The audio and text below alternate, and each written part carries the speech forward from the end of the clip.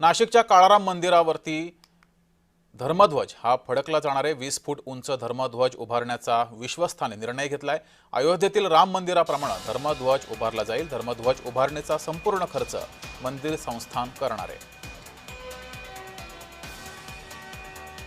या संदर्भात अधिक माहिती घेऊया, आपले प्रतिनिधी किरण गुटरू आपल्या सोबत आहेत। किरण,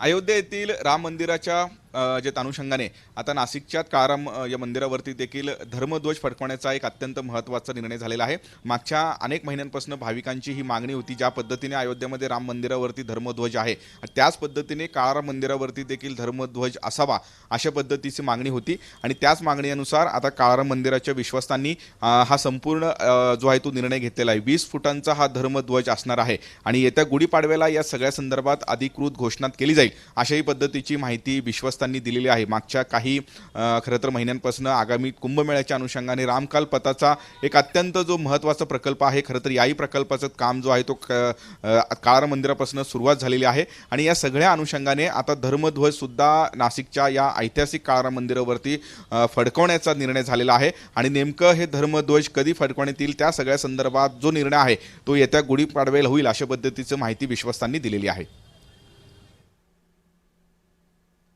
आपले सगळे प्रतिनिधी आपल्या सोबत जोडले होते। सगळ्या प्रतिनिधींचे धन्यवाद।